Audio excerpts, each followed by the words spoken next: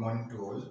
जैसा कि जो रिप्रोडक्टिव सिस्टम अपना चल रहा था, लास्ट वीडियो मैंने रिप्रोडक्टिव सिस्टम से रिलेटेड ही अपलोड किया था, जिसके अंदर ओजेनेसिस जो प्रोसेस थी यानी एग सेल फॉर्मेशन वाली जो प्रोसेस थी उसको मैंने उसमें एक्सप्लेन किया था। तो आज का हमारा जो टॉपिक रहेगा वो भी एक इम्पोर्टेंट टॉपिक है जिसे अपन फर्टिलाइजेशन कहते हैं।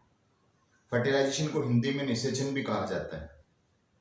इसके साथ साथ में एक विशेष बात जो मैं आपको बता देना चाहता हूँ, आपको मेरे चैनल पे जितने भी प्रकार के एनाटॉमी फिजियोलॉजी, नर्सिंग रिसर्च और मेडिकल सर्जिकल नर्सिंग से रिलेटेड जो वीडियो मिलते हैं आप उसको कृपया करके दूसरे लोगों के साथ शेयर कीजिए।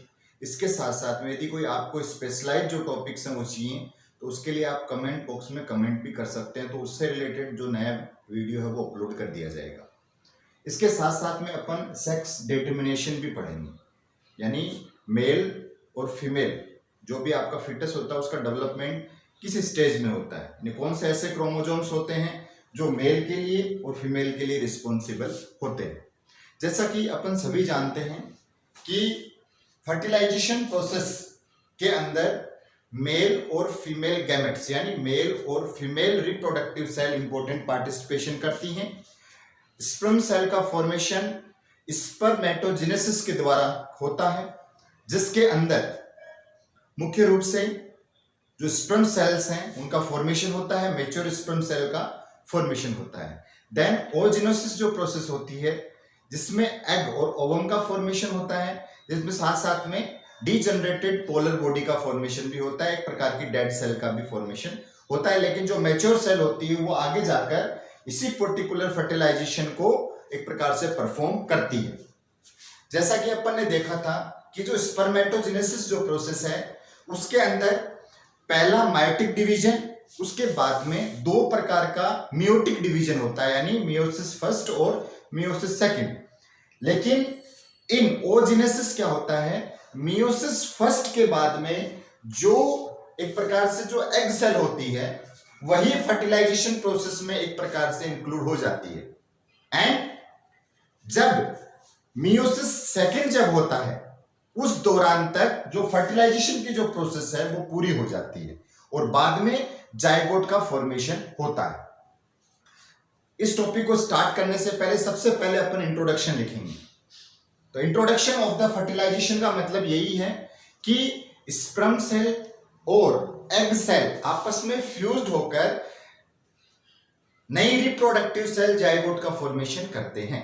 इसी प्रोसेस को अपन फर्टिलाइजेशन प्रोसेस कहते हैं। और मैक्सिमम ये जो प्रोसेस होती है वो यूटेराइन ट्यूब, जिसे अपन फैलोपियन ट्यूब कहते हैं, उसके अंदर एक प्रकार से कंडक्ट होती है या एक प्रकार से इंप्लीमेंट होती है।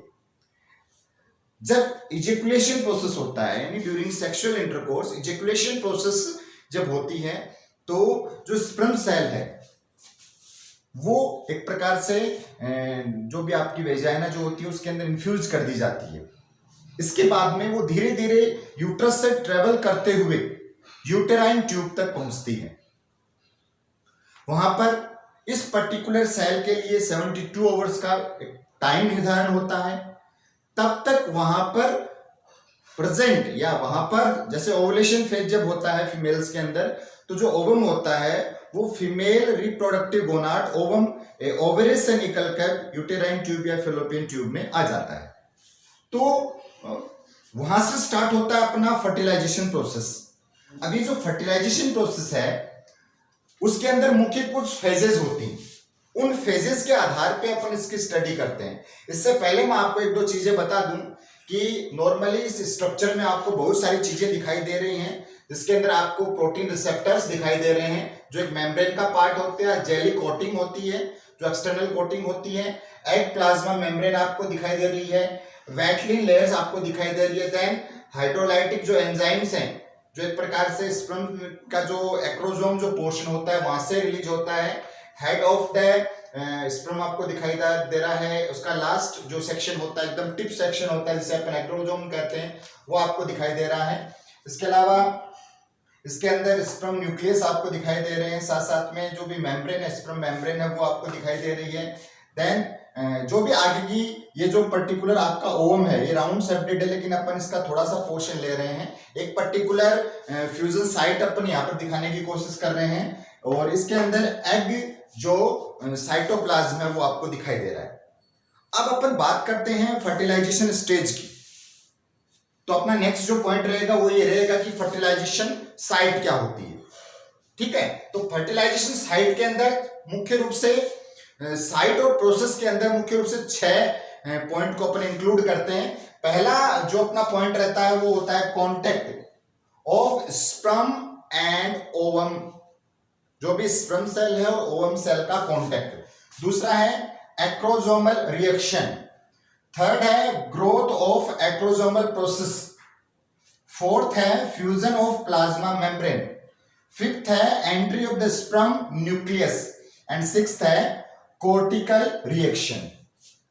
अब देखो, सबसे पहली जो प्रोसेस होती है, जब सबसे पहला एक प्रकार से कम्युनिकेशन होता है, एक फ्यूजन होता है, जो भी साइट होती है वहां पर उस पर्टिकुलर प्रोसेस को अपन कांटेक्ट कहते हैं।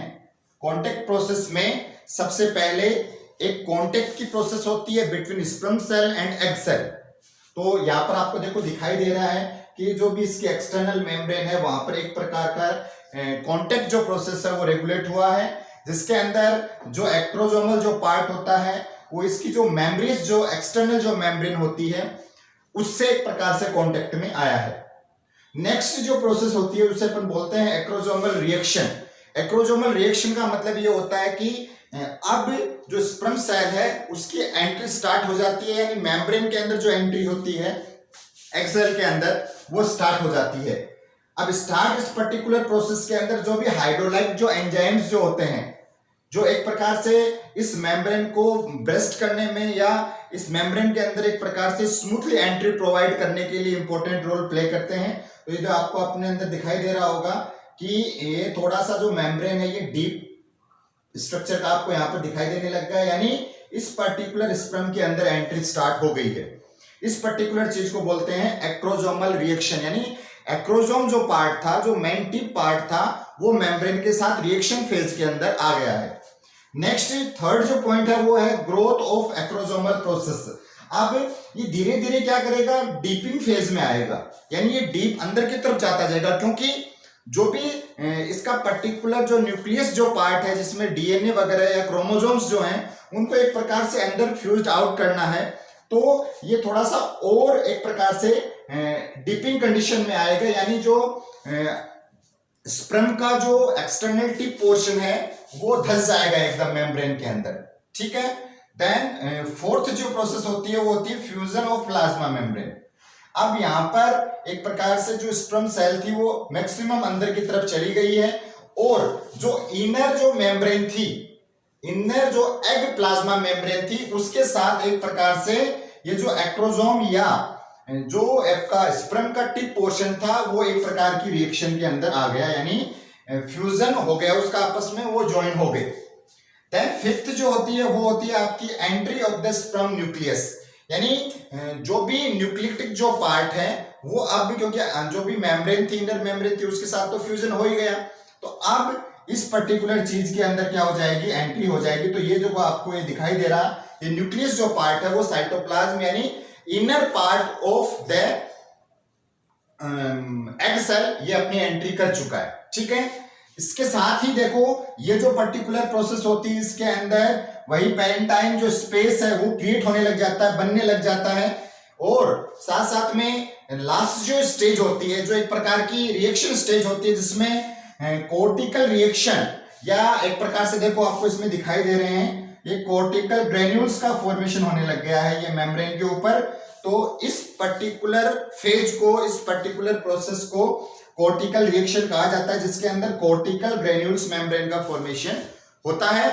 और यहीं पर जो भी आपका ये जब फ्यूजन ये सब चीजें हो जाती हैं उसी दौरान मियोसिस सेकंड की कंडीशन क्रिएट होती है, और बाद में जाकर जाइगोट का फॉर्मेशन होता है, यानी 23 chromosomes from female and 23 chromosomes from male composed and fused together and form 46 chromosomal zygote, यानी उस 46 क्रोमोसोम्स के जाइगोट का फॉर्मेशन हो जाता है। तो आपको इसके अंदर यही बताना है कि सबसे पहले इंट्रोडक्शन बताना है, जिसमें एग और स्पर्म सेल के बारे में बताना है, उनके फ्यूजन के बारे में बताना है। उसके बाद में आप कुछ स्पेसिफिक इंडिकेशन बता सकते हो, जिसमें आप थोड़ा सा स्पर्मेटोजेनेसिस के बारे में, थोड़ा सा ओव्यूलेशन के बारे में, इसके साथ साथ में हॉर्मोन्स रिस्पॉन्सिबल फॉर फर्टिलाइजेशन या फॉर फॉर्मेशन ऑफ एग और स्पर्म सेल आप बता सकते हो।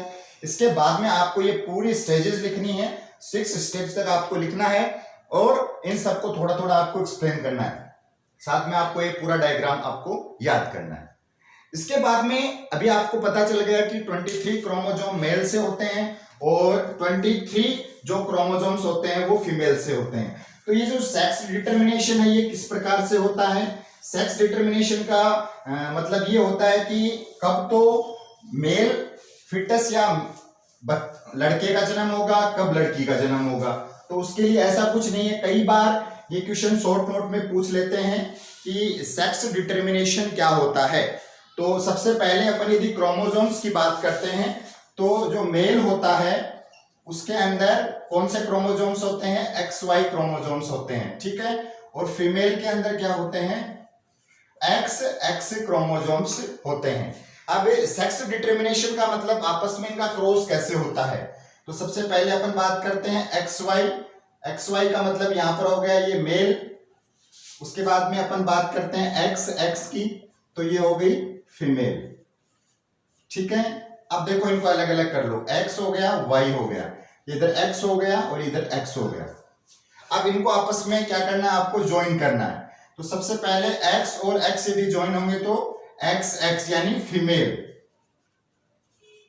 उसके बाद में Y को आप इसी X के साथ करोगे तो क्या बनेगा? XY यानी मेल, ठीक है। उसके बाद में इस पर्टिकुलर X को आप इसके साथ में करते हो तो वही XX यानी फीमेल, और इस Y को इस X के साथ में आप करते हो तो ये हो जाता है XY यानी मेल। इस प्रकार से सेक्स डिटर्मिनेशन होता है, क्योंकि जो भी आपका एग सेल मान लो या आपका जो भी स्पर्म सेल्स होता है उसमें 23 क्रोमोसोम्स होते हैं, जबकि यहाँ पर आपको 46 क्रोमोसोम्स मिलेंगे। यानी इस प्रकार से सेक्सुअली जो डिटर्मिनेशन है, रिप्रोडक्शन की जो प्रोसेस होती है वो एक प्रकार से रेगुलेट होती है। और साथ साथ में इस पर्टिकुलर ड्यूरेशन के बाद में यानी आफ्टर फर्टिलाइजेशन प्रोसेस के जो भी आपका जाइगोट है वो इम्प्लांटेशन के लिए यूट्रस में चला जाता है, यानी यूट्रस की जो वॉल होती है वहां से एक प्रकार से बाइंड हो जाता है। इस पर्टिकुलर प्रोसेस को एक प्रकार से इम्प्लांटेशन कहा जाता है और यहीं से जो भी अम्बिलिकल कॉर्ड है उसका फॉर्मेशन होता है और 9 मंथ का गेस्टेशनल या प्रेगनेंसी पीरियड स्टार्ट हो जाता है। इसके बाद में आफ्टर 9 मंथ जो आपका मैच्योर जो फीटस है उसका एक प्रकार से डिलीवरी होती है और इस पर्टिकुलर बेबी को अपन न्यू बॉर्न बेबी कहते हैं। तो नेक्स्ट जो टॉपिक रहेगा उसमें एक डिफरेंट आपका टॉपिक रहेगा। Thank you.